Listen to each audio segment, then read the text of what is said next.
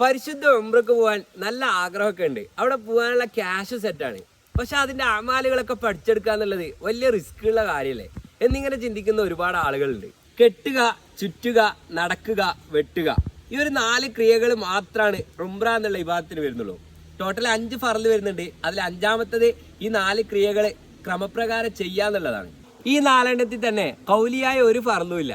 അതായത് നമ്മൾ നാവുകൊണ്ട് പറയേണ്ട ഒരു ഫർളും ഇല്ല. ആദ്യം പറഞ്ഞ കെട്ടുക എന്ന് പറഞ്ഞാല് ഇഹ്റാം കെട്ടലാണ്.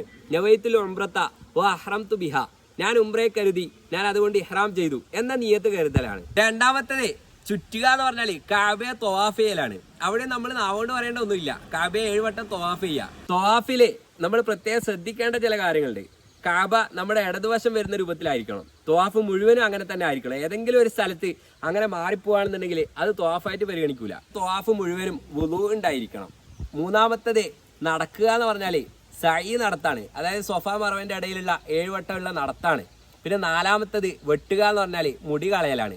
അതോടുകൂടെ തഹല്ലുലായി.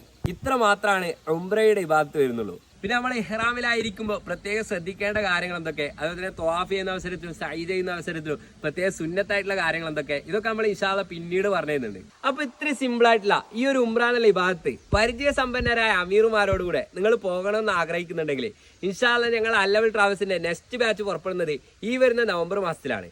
ഈ നവംബർ മാസത്തെ പാക്കേജിൽ കുറഞ്ഞ സീറ്റുകൾ കൂടെ ബാക്കിയുണ്ട്. പിന്നെ ഡിസംബർ മാസത്തെ ബുക്കിംഗ് കൂടി ഞങ്ങൾ സ്റ്റാർട്ട് ചെയ്തിട്ടുണ്ട്. അപ്പോൾ ഏറ്റവും ചുരുങ്ങിയ ചെലവിൽ ഞങ്ങളെ കൂടെ ഉംറയ്ക്ക് വരണമെന്ന് ആഗ്രഹിക്കുന്ന ആൾക്കാർ താഴെ കാണുന്ന നമ്പറിലേക്ക് ഇപ്പൊ തന്നെ കോൺടാക്ട് ചെയ്തോളി.